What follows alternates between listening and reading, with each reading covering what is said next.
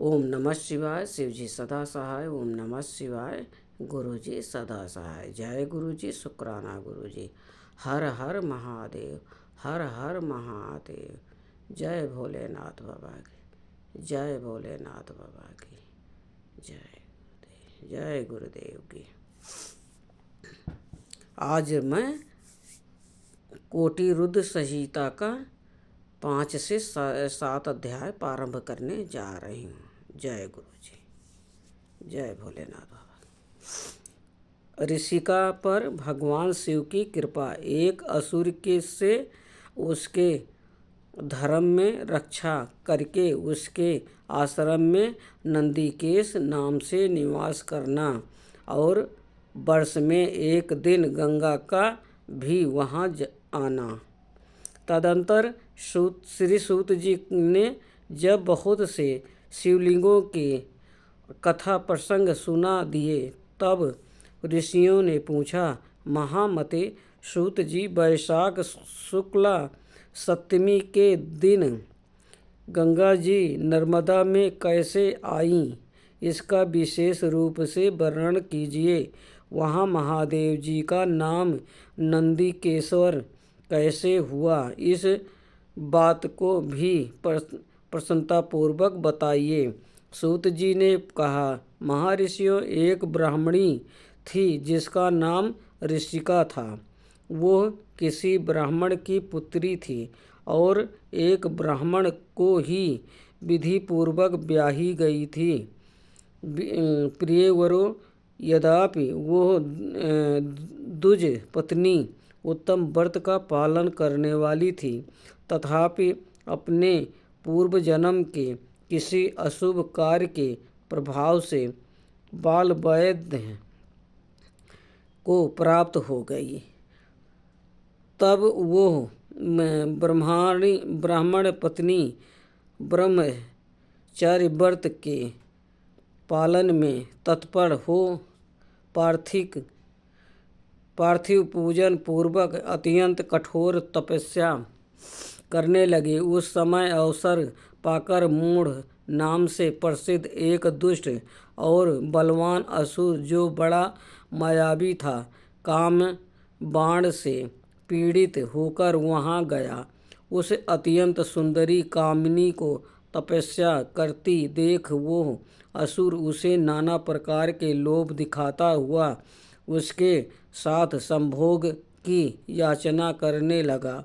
मुनीश्वरों, परंतु उत्तम व्रत का पालन करने वाली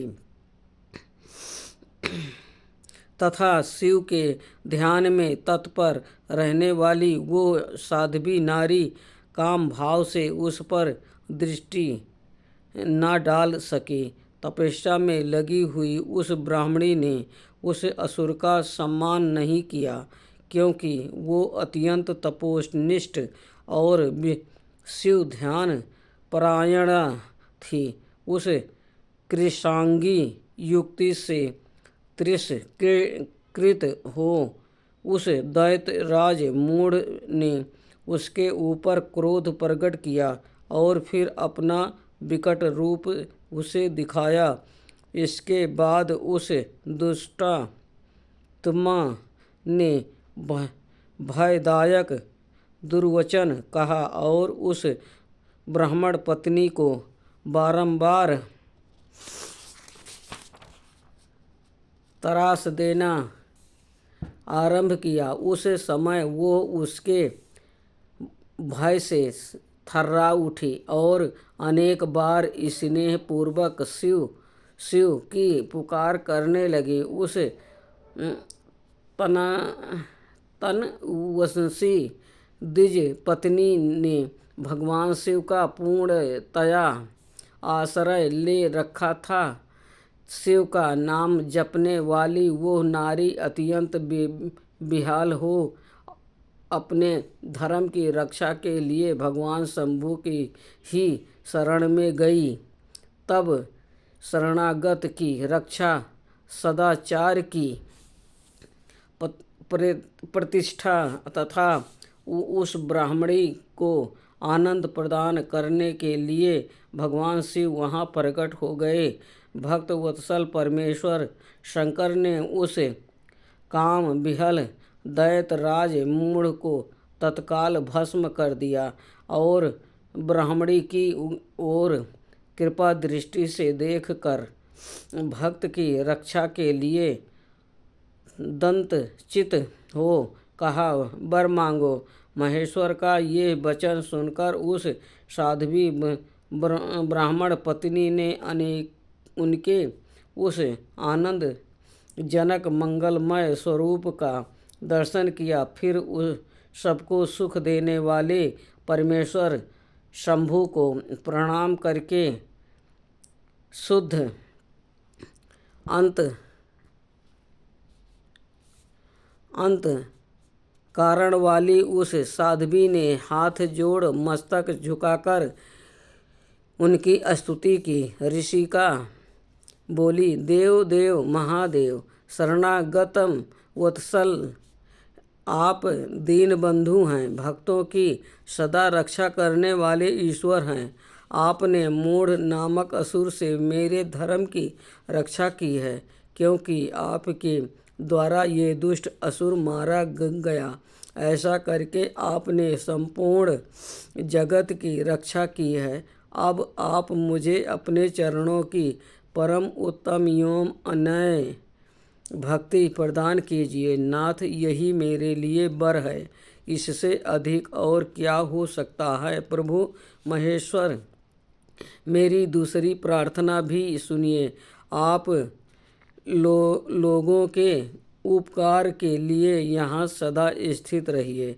महादेव जी ने कहा, ऋषि के तुम सदाचारिणी और विशेषतः मुझे में भक्ति रखने वाली हो। तुमने मुझसे जो जो वर मांगे हैं वह सब मैंने तुम्हें दे दिए। ब्राह्मणों, इसी बीच में श्री विष्णु और ब्रह्मा आदि देवता वहाँ भगवान शिव का आविर्भाव हुआ जान हर्ष से भरे हुए आए और अत्यंत प्रेम पूर्वक शिव को प्रणाम करके उन सबने उनका भलीभांति पूजन किया। फिर शुद्ध हृदय से हाथ जोड़ कर मस्तक झुकाकर उनकी स्तुति भी की। इसी समय साध्वी देव नदी गंगा उस ऋषिका से उसके भाग्य की सराहना करती हुई प्रसन्नचित हो बोली। गंगा ने कहा, ऋषि के वैशाख मास में एक दिन यहाँ रहने के लिए मुझे भी तुम्हें वचन देना चाहिए। उस दिन मैं भी इस तीर्थ में निवास करना चाहती हूँ। सूत जी कहते हैं, महर्षियों, गंगा जी की ये बात सुनकर उत्तम व्रत का पालन करने वाली सती साध्वी ऋषिका ने लोकहित के लिए प्रसन्नतापूर्वक कहा, बहुत अच्छा, ऐसा हो।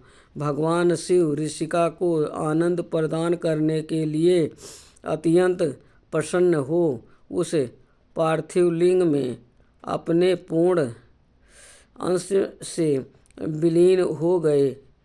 यह देख सब देवता आनंदित हो शिव तथा ऋषिका की प्रशंसा करने लगे और अपने अपने धाम को चले गए। उस दिन से नर्मदा का वो तीर्थ ऐसा उत्तम और पावन हो गया तथा संपूर्ण पापों का नाश करने वाले शिव का वहाँ नंदिकेश के नाम से विख्यात हुए।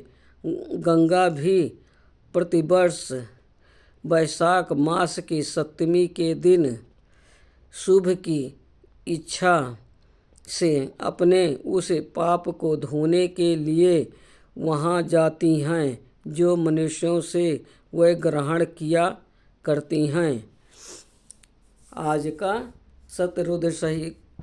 कोटि रुद्र संहिता का 5 से 7 अध्याय संपूर्ण हुआ। ओम नमः शिवाय। शिव जी सदा सहाय। ओम नमः शिवाय। गुरु जी सदा सहाय। जय गुरु जी, शुक्राना गुरु जी। अनंतम अनंतम अनंतम शुक्राना गुरु जी।